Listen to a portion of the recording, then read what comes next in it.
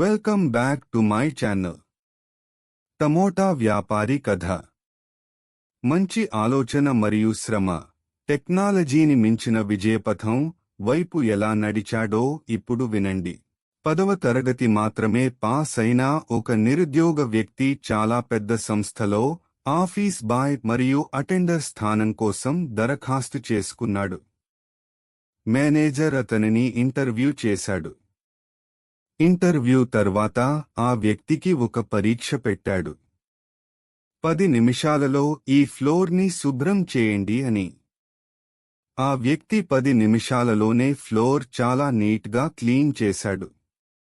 అతని పనితనం నచ్చిన మేనేజర్, నువ్వు జాబ్లో సెలెక్ట్ అయ్యావు.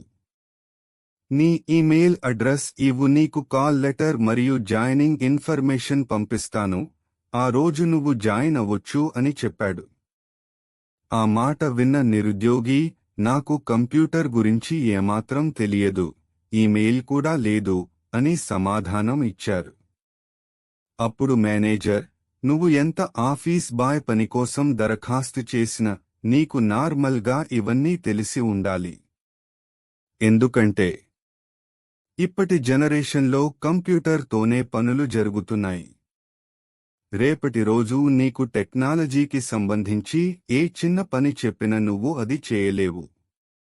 కావున నీకు ఇంత పెద్ద సంస్థలో జాబ్ చేయడానికి నీకు అర్హత లేదు అని చెప్పి పంపించేశాడు. అది విన్న ఆ నిరుద్యోగి ఇక తాను ఏ చిన్న జాబ్కి కూడా పనికిరాను అని అనుకున్నాడు. దిక్కుతోచని స్థితిలో తన జేబులో చూసుకున్నాడు. తన దగ్గర కేవలం ఒక 100 రూపాయలు మాత్రమే ఉన్నాయి.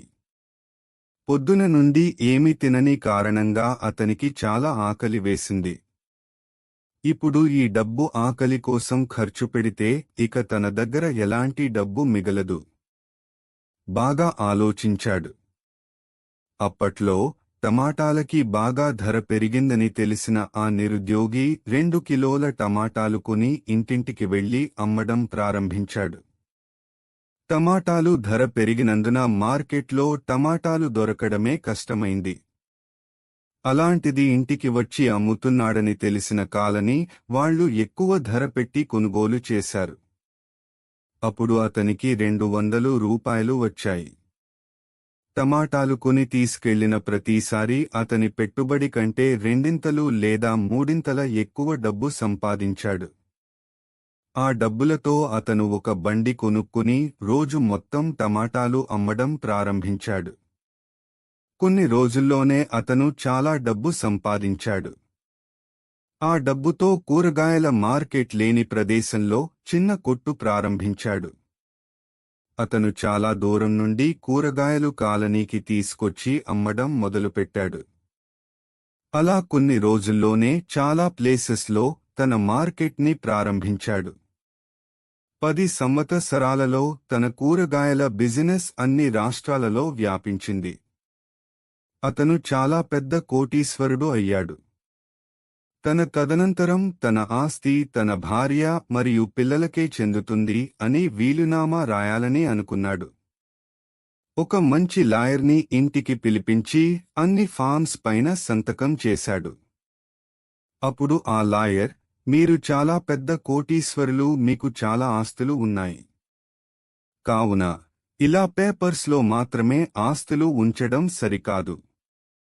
మీ ఈమెయిల్ అడ్రస్ చెప్పండి, నేను ఈ ఫామ్స్ యొక్క అన్ని కాపీస్ మీకు మెయిల్ చేస్తాను, మీరు జాగ్రత్తగా ఉంచుకోవచ్చు అని చెప్పాడు. అప్పుడు ఆ వ్యాపారి, నా దగ్గర ఎలాంటి ఈమెయిల్ అడ్రస్ లేదు మరియు నాకు టెక్నాలజీ గురించి పెద్దగా తెలియదు అని అన్నాడు.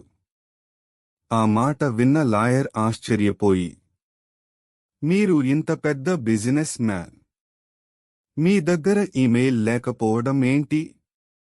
మీకు టెక్నాలజీ పైన అవగాహన ఉండి ఉంటే మీరు ఏమయ్యేవారో ఊహించుకోండి అన్నాడు. అప్పుడు ఆ వ్యాపారి పెద్దగా నవ్వి, నాకు టెక్నాలజీ పైన అవగాహన ఉండి ఉంటే నేనొక ఆఫీస్ బాయ్ని అయి ఉండేవాడిని అని సమాధానమిచ్చాడు.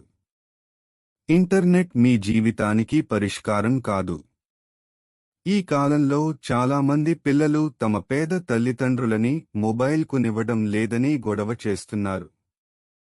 మనసుంటే ప్రతి దానికి మార్గముంటుంది. మనసు పెట్టి ఆలోచించండి, విజయం తప్పక వరిస్తుంది. నీతి: టెక్నాలజీ అనేది మీరు ఉన్న స్థితిని మార్చడానికి పూర్తి పరిష్కారం కాదు.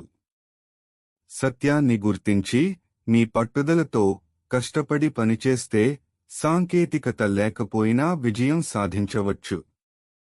సరైన మనసు, సంకల్పం మరియు ప్రయత్నంతో అడ్డంకులు ఎలా ఉన్నా మీరు మీ లక్ష్యాన్ని సాధించవచ్చు. Thank you. Please like, share, subscribe my channel.